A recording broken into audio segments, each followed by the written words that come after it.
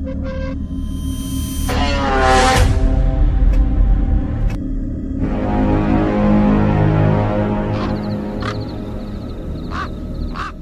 عليكم ورحمة الله وبركاته. أهلا ومرحبا بكم في حلقة جديدة من حلقاتنا وحلقات متابعينا وحلقات قصص حدثت بالفعل.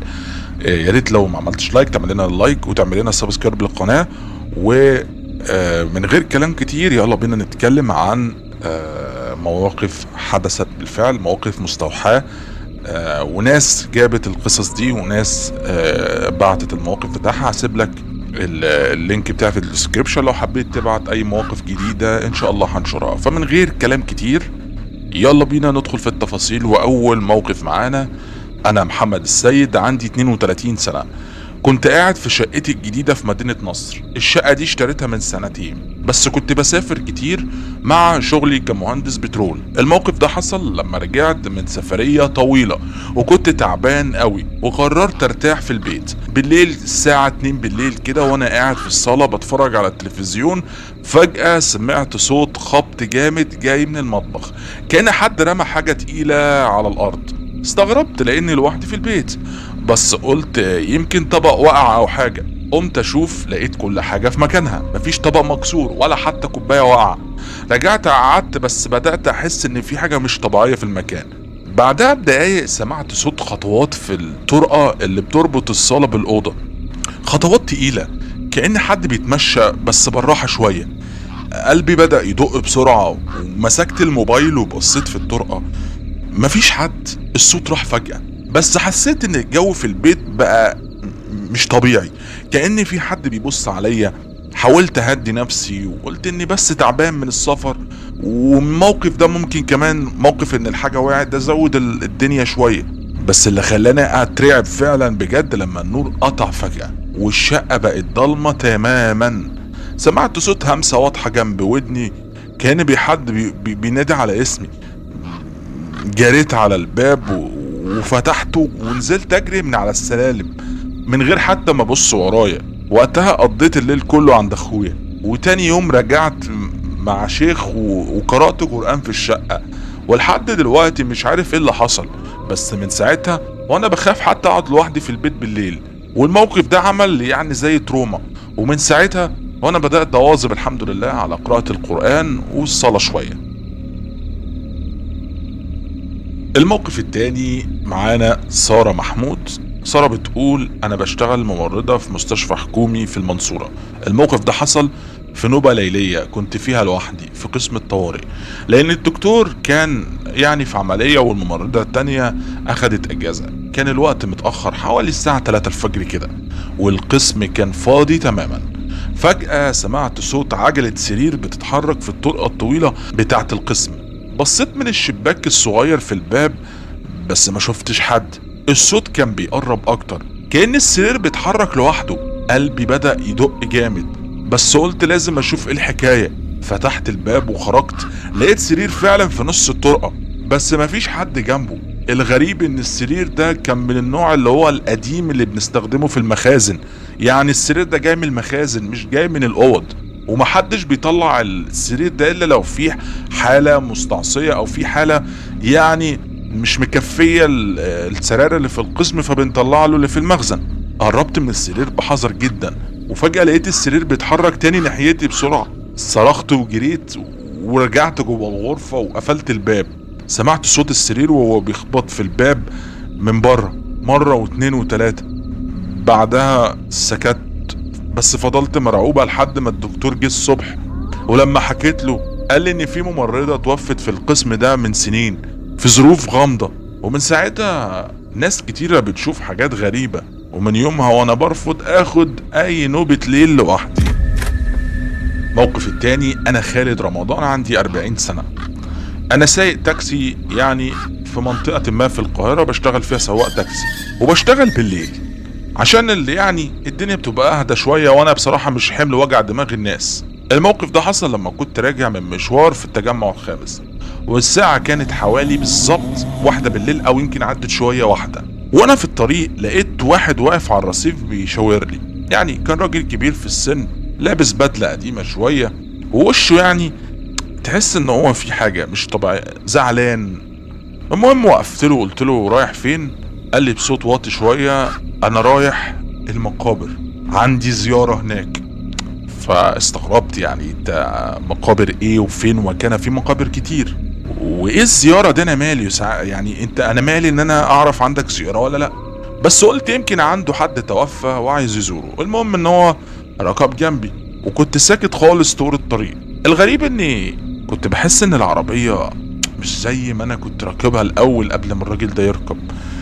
يعني عارف لما تحس ان العربية واطية قوي لدرجة ان انت حاسس، يعني الاحساس ده ما بيحسوش الا لما تكون العربية مليانة. يعني العربية ممكن نفر جنبي وفي مثلا نفرين 3 ورا ماشي، لكن حاسس ان العربية تقيلة قوي كأن فيها 14 نفر ولا 10 تنفار. لما وصلت للمقابر قال لي خليك هنا هرجع كمان شوية. المهم تمام، هو نزل واختفى في الضلمة وفضلت انا مستني. بس بعد نص ساعة بدأت اقلق شوية، وفجأة سمعت صوت خبط على الازاز بتاع العربية اللي من ورا. لما بصيت في المراية شفت وش بنت صغيرة بتبص عليا من الشباك، بس عينيها كانت سودا، او انا تخيلت ان هي سودا تماما، معرفش. المهم انا اتخضيت من الموقف ورحت جاي دايس بنزين ومشيت بسرعة، ومن غير ما حتى ابص ورايا ولا اعرف الراجل اللي انا كنت هركب يعني كان المفروض يرجع يركب معايا ده هيرجع تاني ولا لا. تاني يوم رجعت المقابر بالنهار وسألت الناس هناك، او اللي طلع لي كان واحد هناك من الحراس او شغال حارس، قال ان في قبر راجل وبنته ماتوا في حادثة من 20 سنة، والناس كل يوم بتشوفهم احيانا بالليل. من يومها وانا اقسم بالله اخاف اي حد يقول لي المقابر او حتى منطقة جنب المقابر دي ما بروحهاش، بقول له معلش او بستأذن او ما بروحش هناك اساسا. موقف اللي بعد كده من ياسمين احمد، بتقول انا طالبة في كلية فنون جميلة وساكنة في شقة لوحدي. الموقف ده حصل لما كنت بجهز لمشروع التخرج بتاعي، وكنت بشتغل في الأوضة بتاعتي بالليل، وكنت بستخدم يعني كان معايا ألوان زيت وكده، وكان عندي لوحة كبيرة بمثل فيها منظر زي مناظر الطبيعية العادية. الساعة كانت حوالي 12 بالليل وكنت مركزة جدا ومنسجمة في الرسم. فجأة حسيت ان الجو في الأوضة يعني بدأ يبرد شوية رغم ان احنا في عز الحر، وبعدين المروحة اللي جنبي يعني مش شغالة، كانت فيها عطل فمش شغالة، فالجو حر. فازاي البرد ده جاي منين؟ مع اني كنت يعني الدنيا زي ما قلت ان هي كانت حر شوية. المهم سمعت زي صوت همهمة او زنة، كأن حد يعني بيتكلم بصوت واطي او صوت جاي من بعيد. عارف لما تحس ان الصوت حد بيتكلم بس الصوت ده جاي من بعيد؟ المهم استغربت لاني كنت لوحدي وقتها وما كنتش حتى لا مشغله راديو ولا مشغله حاجه. بصيت حواليا مفيش حاجه غريبه، رجعت اكمل الرسم وامري لله. لاحظت ان اللوحه بدات تتغير، الالوان اللي انا كنت برسم بيها بدات الالوان تتغير لدرجه ان انا شكيت ان انا عيني فيها حاجه. الالوان ازاي يعني؟ انا رسمه الالوان بالالوان اللي انا مختاراها، الالوان الزيت اللي انا مختاراها. يعني الاخضر بدأ يكون لونه اغمق شوية او يكون زي البترول الغامق. طب ده اخضر فاتح، ازاي بقى اللون ده بالشكل ده؟ ملامح الصورة اكتشفت ان هي اتغيرت اساسا. طب ازاي؟ كنت هتجنن. شكيت في الالوان، شكيت في ان انا نظري في حاجة. المهم فتحت الالوان وطلعت الانابيب بتاعت الالوان الزيت اللي انا شغالة بيها، واتاكدت ان انا تمام والالوان زي ما هي في المزيته او في العلبه اللي انا بحط فيها الوان الزيت. طلعت الالوان لون واكتشفت ان الالوان تمام، لكن الالوان اللي على اللوحه بالذات تحس انها اتعكرت او في حاجه مش طبيعيه. المهم وانا بفكر وماسكه في ايدي الالوان سمعت صوت ضحكه جايه من الاوضه اللي بره، الاوضه اللي جنب الاوضه بتاعتي. انا في شقه لوحدي اساسا، بس طلعت وخرجت من الأوضة وقفلت الباب. ما خرجتش من الأوضة، أنا طلعت على باب الأوضة قبل ما أخرج علشان أقفل باب الأوضة. حسيت إن في حد ممكن يكون بره في الصالة. المهم قفلت الباب على نفسي وفضلت مرعوبة طول الليل لحد ما صحيت. ولما بصيت بقى على اللوحة لما صحيت كانت رجعت زي ما أنا رسمتها. اكتشفت إن الألوان زي ما هي. قلت يمكن العيب في الإضاءة مثلا، معرفش، بس انا حاسه ان كان في حاجه مش طبيعيه في المكان ده وفي اليوم ده. حبيت احكي لك الموقف ده، يمكن يكون موقف يعني عدى على حد او يعني يلاقي له تفسير وشكرا ليك. بشكرك جدا يا ياسمين على الموقف بتاعك، فعلا يعني موقف غريب حبتين. يا ريت لو حد عنده رأي في الموضوع ده، او فعلا ممكن تكون الناس اللي في فنون جميلة ترد علينا في الكومنتات، تشوف حصل معاهم موقف، هل ده عيب في الالوان ولا ايه. يا ريت تكتبوا لنا في الكومنتات.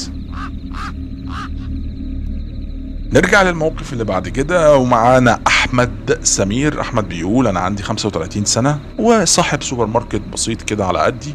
الموقف ده حصل لما كنت في المحل وبقفل المحل بتاعي في اخر اليوم.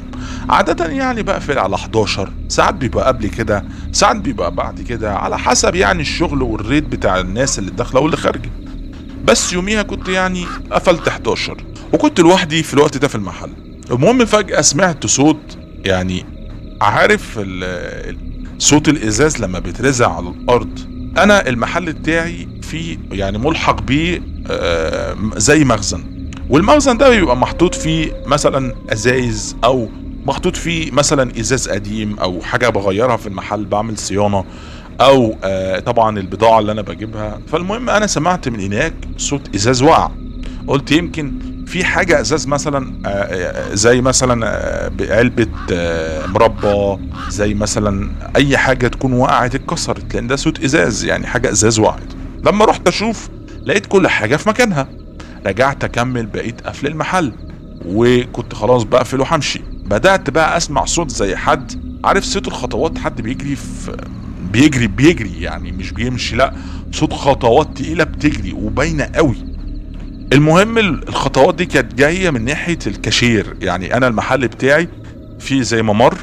المهم لما رحت شفت اللي كان في المخزن ايه، وانا راجع سمعت صوت حد بيجري. فقلت ممكن يعني حد داخل يسرقني وداخل يسرق الفلوس اللي عند الكاشير. المهم الصوت كان يعني راح، كأن في يعني مثلا حد بيجري، يعني سرعه الجري دي شككتني ان ممكن ده يكون طفل صغير. المهم بصيت ما لقيتش في حد. المهم قلت تمام، يعني بدأت اتوتر شوية، حسيت ان ممكن حد بيلعب معايا لعبة، او ممكن حد هيسرقني، او هيطلع واحد يثبتني، الله اعلم. بس قلت اكيد ان انا ممكن اكون تعبان، مش وقته المناهدة ومش وقته التفكير في الحاجات دي، عايز اقفل المحل واروح انام. لكن اللي خلاني اترعب بجد لما لقيت علبة عصير وقعت لوحدها من على الرف جوه المحل، وانا شفتها بعدها علبة تانية وقعت. انا فعلا اترعبت اقسم بالله، يعني اتسمرت مكاني. يعني هل في زلزال؟ هل في حد واقف ورا الرفوف؟ انا ما اعرفش، بس الموقف مريب. المهم جريت على الباب وفتحته وما لقيتش في حد جوه المحل. يعني بعد ما فتحت الباب، يعني كنت موارب الباب، فتحت الباب على اخره وشغلت النور، ما لقيتش في حد. المهم من يومها وانا بقفل بدري عن الساعة 11، لان المنطقة اللي انا بقفل فيها دي، او المنطقة اللي انا شغال فيها، يعني على الساعة 11 بتكون الناس كلها تقريبا مش موجودة، او بدأت الدنيا تخف شوية، او الشارع نفسه بيكون ضلمة. وقلت ان انا اقفل قبل 11. المهم الموقف ده بعد ما انا فعلا يعني حصل معايا مرة واحدة، بس المرة دي فعلا اقسم بالله انا ما قادر انسى ايه السبب ان البرطمان يقع، اسمع صوت حاجة بتتكسر جوه، وبعد كده اطلع الاقي اشوف حاجات بتقع من على الرف، انا ما اعرفش ايه ده بجد. يعني حبيت اقول لك الموقف، يمكن الموقف يكون الناس تحب تسمعه. شكرا لحضرتك. الموقف اللي بعد كده نورة علي. نورة بتقول انا مدرسة رياضيات في مدرسة ثانوي في اسكندرية. الموقف ده حصل في المدرسة في اوضة المعمل بالتحديد. كنت بجهز لدرس عملي للطلبة وكنت لوحدي في المعمل، وبعد يوم طويل جدا دراسي وخلص، الساعة كانت حوالي يعني 4 والجو كان بدأ ان هو يغيم شوية وكنا في الشتاء. فجأة سمعت صوت، عارف لما صوت الكرسي بيتحرك من مكانه، الزحزحة بتاعت الكرسي دي، يعني انا بسمعها دايما لما الطلبة يكونوا بيقعدوا في الكرسي وبيزحزحوا الكرسي عشان يقعدوا عليه. بالظبط سمعت الصوت ده. وقتها استغربت لان المعمل كان فاضي تماما وانا قافلاه بنفسي، والحارس كمان قال لي انه خلاص قفل كل الابواب. رحت اشوف لقيت الكرسي فعلا متزحزح من مكانه، كأن في حد فعلا قعد عليه او حد زقه عن عمد. المهم رجعت للمعمل، بس بدأت اسمع صوت زي برضو عارف صوت خربشة الدباشير. سمعت صوت خربشة الدباشير على السبورة. المهم بصيت على السبورة لقيت كلام مكتوب بالدباشير. كأن حد كتب حاجة وشد خط على حاجة. المهم انا اترعبت، الموضوع قلب معايا رعب، وفجأة سمعت صوت عياط صدى عياط، مش صوت عياط، لا صدى عياط. جريت على المفتاح علشان اقفل المعمل بسرعة، بس المفتاح وقع من ايدي لوحده. حسيت ان في حد بيمشي ورايا، وسمعت نفس الصوت بيعيط. جريت ونزلت على السلالم من غير ما حتى ابص اشوف في ايه. لما حكيت للمديرة تاني يوم قالت ان ده عادي وساعات بيحصل. بس الغريبة ان المديرة بررت الموقف من غير ما تقولي ان هي مستغربة من الموقف، لان الموقف فعلا يستدعي ان الواحد يستغربه جدا. بس انا متأكدة ان في حاجة غلط في المعمل، وان المديرة وكل المدرسين اللي حواليا مخبيين عني حاجة. الموقف اللي بعد كده مصطفى جمال. مصطفى بيقول انا بشتغل ميكانيكي في ورشة. الموقف ده حصل في الورشة لما كنت بصلح عربية من العربيات، وكان عندي عربية جات فيها عطل معين وصاحبها عايزها ضروري جدا وكان مستعجل عليها. فقررت افضل يعني حتى لو هتأخر في الشغل بس اكمل الشغل بعد ما الكل حتى يعني يمشي. الساعة اتأخرت شوية وكنت لوحدي. فجأة سمعت صوت حد بيخبط على باب الورشة. يعني استغربت لان الشارع كله يعني خلاص، يعني انا لوحدي في الورشة، وقلت خلاص يا جماعة انا مش هشتغل شغل تاني وانا هركز على العربية دي، وما عنديش عربيات تانية اسلمها الصراحة كمان. المهم بصيت حواليا مفيش حد. المهم بعد شوية سمعت صوت مفك بيقع، سمعت صوت المفكات او صوت العدة بتاعتي بتتحرك، حاجة بتقع منها. المهم يعني بدأت اقلق شوية، بس يعني ما خدتش الموقف على محمل الجد قوي. بس قلت يعني اكيد يعني ممكن عادي، ساعات حاجة بتريح كده انا حاططها غلط فريحت، حاجة وقعت. لكن اللي خلاني اترعب لما سمعت صوت راجل بيقول لي ما تخلص بسرعة يا عم، من جوه العربية اللي انا كنت بصلحها وشغال فيها في نفس الوقت. بصيت جوه العربية ما لقيتش حد. انا اتسمرت يعني لمدة 3-4 ثواني، انا مش عارف عايز اعمل ايه، اجري ولا افضل مكاني. المهم جريت قفلت النور وخرجت من الورشة بسرعة. المهم ان انا تاني يوم اكتشفت بالصدفة ان العربية دي كانت خبطة واحد، وصاحبها كان مستعجل ان هو يصلح العربية ويمشي بيها لان العطل ده كان من الحادثة. وللأسف انا ما اكتشفتش ده وما كنتش اعرف ده اساسا الا ما عرفت بعد كده ان العربية دي كانت متصورة ان هي خبطت حد على الطريق وهي جاية، وان صاحب العربية بعد كده تقريبا العربية تعطلت بسبب الحادثة فجه يصلحها. المهم من وقتها وانا فعلا بقيت اركز على العربيات او التصليحات اللي كانت بتجيلي ايه سببها واصلح فيها ايه وصاحبها اساسا بيستعجل عليها ليه. فكرة ان هو يستعجل عليها ده يخليك تشك اساسا. الموقف اللي بعد كده من فاطمة عبد الرحمن. فاطمة بتقول انا ربة منزل وساكنة في بيت عيلة في الصعيد، والموقف ده حصل في بيتنا في البيت القديم اللي هو كان بيت جدي الله يرحمه، وكنت لوحدي في البيت ولاني جوزي كان مسافر يومها والعيال كانوا عند اهلي وكانت الدنيا يعني كلها كنت لوحدي. فبدأت ان انا استغل فكرة ان انا لوحدي في البيت وبقدر ان انا اوضب البيت. المهم ان انا جهزت الاكل وقلت اللي يجي ياكل، واهم حاجة ان البيت عندي نضيف. فجأة سمعت صوت باب الاوضة الكبيرة، كانت باب يعني من الاوض اللي كانت موجودة في البيت، اوضة يعني ما بتتفتحش بس احنا حاطين فيها شوية كراكيب كده والحاجات القديمة، وانا كنت حاطة فيها الكراكيب اللي انا طلعتها من البيت. بس فعلا سمعت صوت حد بيخبط. طبعا البيت كبير واوضه كلها بعيدة عن بعض، بس الصوت كان واضح جدا. قلت يمكن يعني في حاجة من اللي انا حطها جوه وقعت، وده سبب ان الحاجة تقع على الباب فاسمع صوت خبطة الباب. المهم رحت اشوف لقيت الباب مفتوح وجواه في يعني طالع ريحة غريبة، يعني عارف لما تشم ريحة حاجة محروقة. المهم دخلت الأوضة كنت بحاول ان اخد بالي اشوف هل في حاجة بتتحرق في الأوضة، في حاجة. فجأة لقيت كرسي من الكراسي اللي جوه مقلوبة، يعني الكرسي كل حاجة مترتبة، يعني انا كل حاجة يعني احطها كل حاجة بعيد عن بعض، بس الكرسي ده بالذات مقلوب على وشه. ازاي؟ انا كنت مرتبة كل حاجة بحيث ان كل حاجة جنب الحيطة، الكرسي ده بالذات المفروض حتى لو وقع مش هيقع في نص الأوضة بالشكل ده، ومستحيل يقع على وشه بالشكل ده إلا لو كان حد أساسا قلبه على وشه. أنا الموقف ده فعلا رعبني جدا، وبعدها يعني حسيت إن ممكن يكون ليها علاقة بالحوار الجن والحاجات دي، فقررت ان انا اشغل قرآن يعني وكده، والحمد لله الدنيا هدت شوية والتوتر اللي عندي قل. بس الموقف نفسه انا مش عارفة انساه، وعلى طول انا بفتكره وبحكيه لناس كتير حواليا علشان اعرف تفسيره، وانا حبيت احكي لك النهارده يمكن تلاقي لي تفسير. يا ريت يا جماعة لو عندكم تفسير تقولوا لنا في الكومنتات على الموقف ده، او حد حصل معاه موقف يعني مشابه للموقف ده يا ريت تبعت لنا. اللينك هتلاقيه في الديسكريبشن، ابعت لنا المواقف بتاعتك ويلا بينا نكمل بقية المواقف.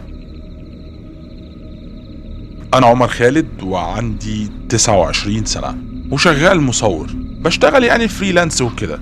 الموقف ده حصل لما كنت بصور جلسة في يعني جلسة تصوير قصيرة شوية، وكانت يعني في نص البلد. التصوير كان جنب احد القصور اللي هي الاثرية شوية، وكان معمول فيه جلسة تصوير يعني لشخصيات معينة ولمجلة. وكنت بحاول ان انا بصور، كان معايا وقتها تليفوني الايفون، وكنت بحاول القط كذا صورة تدل على مثلا التراث والكلام ده كله عند القصر ده، يعني زي فوتو سيشن لاماكن اثرية. المهم الساعة جت 9 بالليل والقصر كان مضلم، يعني غير العادة. المفروض ان القصر ده او المكان ده اثري، فالناس تهتم او المسؤولين يهتموا ان المكان يفضل منور. بس على حد علمي يعني انا جه عليا الليل ولقيت الدنيا مضلمة. المهم فضلت اكمل واحاول ان انا القط كام صور يعني تكون جنب اضاءات، حتى لو الاضاءات دي بعيدة، بس اهم حاجة اخلص الشغل بتاعي واروح. المهم وانا بصور بدأت اسمع صوت يعني خطوات جايه من الدور اللي ايه يعني من الدور التاني بتاع القصر. قلت يمكن يكون في حد جوه، بس مين يعني هيخش القصر الساعة 9 بالليل؟ ففضلت انادي، قلت السلام عليكم يا حد هنا موجود؟ فمفيش حد رد. حتى الحارس كان موجود بره، يعني الحارس نفسه مش جوه القصر، لا ده الحارس كان بره القصر اساسا. المهم الصوت بدأ يقرب شوية في شوية، صوت الخطوات. قلت يمكن الحد اللي جاي كان من فوق ده يعني نازل مروح. المهم زي كأن في حد نازل على السلم براحة. المهم انا معرفش اتوترت ليه، لان الصوت كان هادي، والشخص اللي نازل ده نازل ببرود اعصاب قوي. قلت لازم يعني اكمل الشغل بتاعي، انا مالي اللي نازل طالع. لكن فجأة لقيت الكاميرا بتصور لوحدها فعلا، والله العظيم يعني الفلاش بيلعب لوحده والصورة. قلت في حاجة غلط عندي، يعني ممكن الكاميرا نفسها هنجت او كده.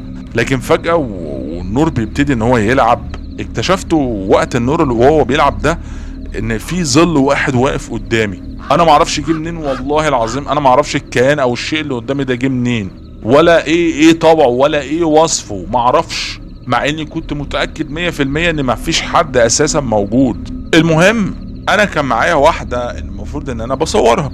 البنت اللي كانت معايا اساسا طلعت تجري. يعني انا ما شفتش الموقف ده لوحدي مبدئيا كده، واكيد لو هي سامعه الموقف ده يعني هحاول ان انا ابعت لها لينك الحلقه عشان تاكد لكم ان فعلا انا وهي كنا لوحدنا. يعني انا وهي كنا فعلا والله لوحدنا وقتها، وكنا سامعين صوت الشخص يعني الخطوات دي. بس فعلا الشيء اللي ظهر فجأة ده انا معرفش، ظل شخص انا افتكرته الامن، بس هو شكلي يخض، ما كانش الامن لان الامن كانوا بره اساسا. المهم الموديل جرت، البنت اللي انا كنت بصورها جرت، وانا جريت وراها على اساس ان انا المفروض الحق اشوف في ايه، بس انا كنت بجري خايف اساسا. المهم من وقتها وانا والله يعني اتوترت من فكرة ان انا اصور اي حاجة فيها اماكن اثرية اساسا. ومن بعدها وانا يعني بحاول ان انا اتجنب ان انا اصور في المكان ده بالتحديد، او اي مكان قديم. البيوت اللي هي بتاعت الستينات والسبعينات، البيوت القديمة ام سقف عالي دي، خلاص بطلت ان انا اروح اصورها تاني من الموقف ده. انا معرفش هل حد مثلا عدى بموقف زي ده ولا لا، بس يا ريت لو حد يعني مر بموقف يقول لي ويطمني ان ده كان عادي، او الاماكن القديمة دي علشان عدت باشخاص كتير، الله اعلم ايه المواقف اللي عدت بيه فبيحصل الحاجات اللي زي دي. ممكن فعلا لان الاماكن القديمة زي ما انت قلت يا عمر ان هي بتكون عدت بمواقف كتيرة جدا جدا، وعدت بحاجات كتيرة وحوادث وكوارث وحاجات كتيرة انت ممكن ما تدركهاش. لكن الزمن للأسف يعني الزمن بيغطي وبيعدي ومحدش بيعرف الحاجات دي التفاصيل دي، لكن بيفضل تأثير الناس وبيفضل تأثير المواقف موجود في الأماكن. يعني الأماكن دايما دايما شايلة أسرار ناسها، شايلة أسرار الناس اللي موجودة. جريمة حصلت هنا، موقف مرعب حصل هنا، شخص اتخض هنا، شخص مات في ظروف غامضة هنا. الأماكن كلها بنفس الشكل. فأكيد نسبة 100% البيوت القديمة دي عدى عليها 100 سنة وأكتر من 100 سنة تقريبا، فأكيد هتلاقي عدى بيها مواقف زي دي، وشايلة ذكريات كتيرة، وشايلة يمكن أرواح، الله أعلم. نطلع من تجربة عمر نروح لتجربة دعاء. دعاء بتقول أنا عندي 33 سنة وبشتغل موظفة في بنك. الموقف ده حصل في فرع من فروع البنك لما كنت بفضل يعني شغالة لآخر الوردية اللي هي كانت الساعة 4، لما الناس كلها خلاص بتبتدي ان هي تمشي وبتصفي، فاحنا بنصفي العملاء علشان نخلص الناس اللي اخدت دورها وبنضطر نمشيها، خصوصا الاوقات اللي كانت قبل الاعياد، لان قبل الاعياد بيكون الناس اللي عايز يحط فلوس واللي عايز يسحب فلوس. المهم في وقت من الاوقات يعني اليوم ده بالذات كان خلاص في اخر الوردية وخلاص تقريبا الناس كلها خلصت. بعد ما الناس كلها خلصت فجأة سمعت صوت حد بيخبط على الشباك اللي قدامي، حد بيخبط على الشباك الازاز اللي قدامي، مع ان البنك خلاص قفل، مفيش عملاء اساسا داخلين، والساعة عدت خلاص، الوقت الساعة عدت 4، فتقريبا مفيش اساسا بره حد يدخل العملاء الجداد. انا خلصت العملاء بتوعي انا متأكدة. المهم رحت ابص من الشباك مفيش حد، رجعت اكمل بقية الشغل بتاعي والجد اللي انا بعمله قبل ما اروح بقى خلاص. المهم سمعت صوت زي كأن حد بيعد فلوس، عارف صوت الورق اللي بيتعد بالظبط، سمعت صوت حد بيعد فلوس، وصوت الورق ده اللي هو بتاع الفلوس اللي هو المميز ده اللي الناس عارفاه.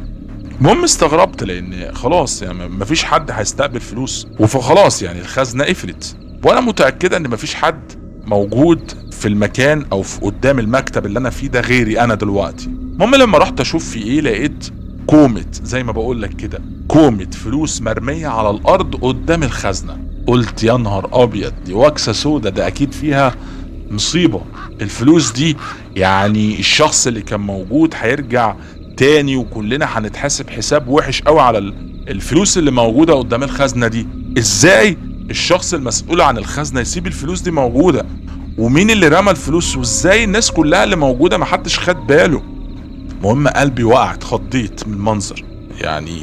المهم بدأت اسمع صوت زي همسة، يعني حد بيتكلم، بس عارف لما تسمع صوت حد بيتكلم في التليفون حاول يوطي صوته، نفس الصوت سمعته. قلت ايه ده في حد موجود بقى. المهم اطمنت شوية يعني. المهم سمعت بصوت حد بيقول خد الفلوس. انا معرفش يعني الصوت ده حد بيتكلم حد في التليفون بيقول لها خد الفلوس ولا ايه، انا مش فاهمه. مهم يعني جربت بقى خلاص، يعني حاولت ان انا اقفل بقى الاوضه بتاعتي، المكتب اللي انا فيه اللي انا اساسا مسؤول عنه، بس عشان يعني اخلي اي شبهات من عليا. قفلت، جيت في المكتب عشان اطلع ونادي على الشخص اللي بره اللي هو الحارس اللي بيقطع اللي هو بيتابع مع العملاء. المهم لما رجعت كنت قلت للحارس ده ان في فلوس اساسا موجوده في الخزنه وان مفيش اساسا حد موجود. فقلت للحارس ان في كذا كذا كذا، موضوع بسيط، وفي كاميرات موجوده، عايزين نعرف مين اللي دخل حط الفلوس دي او مين اللي اهمل في شغله. المهم لما رجعت اقسم بالله مفيش حاجه اختفت، الفلوس اللي انا كنت شايفاها اختفت تماما. المهم الحارس او الراجل ده قال لي ان في موظف يعني جه ودخل. يعني امتى ده حصل؟ قال لي جه ودخل دلوقتي، انا ما اعرفش انت ازاي ما شفتوش. قلت له اقسم بالله انا ما شفت حد دخل عليا اساسا لان خلاص خلصت شغلي. فقال لي اقسم بالله، فضل هو يقسم وانا اقسم، وفي الاخر ان انا شفت الفلوس ورجعت ما لقيتش فيه فلوس. انا عايز اعرف هل ده حاجة، هل دي تهيؤات، هل انا مثلا مبرشمة، ولا انا اقسم بالله لا باخد مهدئات ولا باخد اي حاجة خالص. حتى القهوة بشربها يعني بشربها بحساب، لما انا يعني اعوز ان انا الاقي يعني الشغل تقيل عليا وكده بشرب قهوه، لكن انا محافظه جدا على نومي واكلي والقهوه اللي انا بشربها ما بشربهاش دايما. الحمد لله ما عنديش سكر، ما عنديش ضغط، ما عنديش الحاجات دي كلها. فايه التهيؤات دي؟ يعني دلوقتي الحارس ده شاف اساسا موظف انا ما شفتهوش، وانا شفت فلوس الحارس ما شافهاش. لك ان تتخيل اللي حصل، والموقف المريب اساسا، يعني موقف مرعب وغريب في نفس الوقت. فعلا انا بقيت كل يوم بحاول ان انا امشي مع اي حد زميل ليا في البنك علشان ما اتاخرش وما اشوفش حاجات زي كده، لان الموقف ده فعلا خلاني اخاف ان تقع عليا اي حاجه ممكن تخص البنك، او لو في حاجه مرعبه انا اتجنبها، لان فعلا قلقت وخفت. يعني فعلا انت بتحكي الموقف غريب شويه، ان انت بتقسمي وبتقولي انك شفتي فلوس قدام الخزنه، وانت طالما شفت فلوس قدام الخزنه ف100% اكيد شفت فلوس. والحارس اللي شاف الراجل 100% اكيد شاف الراجل، لان شغله ان هو يتابع الناس اللي داخله. بس الغريبه انك لا انت شفتي الحارس الموظف ده، ولا الحارس شاف الفلوس. فهنا تفضل الحلقه المفرغه. يعني الحل انكم انتوا الاتنين لو في كاميرات مراقبه تشوفوها. انا ما اعرفش انتوا شفتوا كاميرات مراقبه ولا لا، علشان انتوا الاتنين تثبتوا لبعض ان لا ده حصل ولا ده حصل. ولو انتوا الاتنين لا شفتوا ده ولا شفت ده، فاكيد لو انت عندك هلاوس اكيد هو مش هيحصل عنده هلاوس في نفس الوقت. فكده في حاجه غريبه، وش كده اكيد في حاجه مش طبيعيه في المكان. حتى لو بنك، حتى لو بنك، مفيش اي مكان كبير على المواقف الغريبه يا جماعه. مفيش اي حد ما حصلش معاه موقف. ايه اللي حصل معاه موقف في بيت قديم، اللي ما حصل معاه موقف في حمام، اللي حصل معاه موقف في مطار، اللي حصل معاه في عربيه، اللي حصل معاه في قطر، اللي حصل معاه في حاجات غريبه احنا ما كناش متوقع انها تحصل فيها مواقف غريبه وبيحصل فيها. فالبنك مش بعيد، البنك ممكن يحصل فيه يعني موقف غريب. يا ريت لو حصل معاكي موقف تاني لقيتي الفلوس ظهرت ولا حاجه، يا ريت تقول لنا الفلوس ظهرت ونقسمها مع بعض بقى. في الاخر يا ريت لو عجبتك الحلقه النهارده ما تنساش تعمل لنا لايك وتعمل لنا سبسكرايب للقناه وتدوس على جرس الاشتراك علشان يوصل لك كل جديد. وان شاء الله نعمل حلقات مواقف جديده وغريبه وعجيبه. كان معاكم محمد فوزي، وسلام.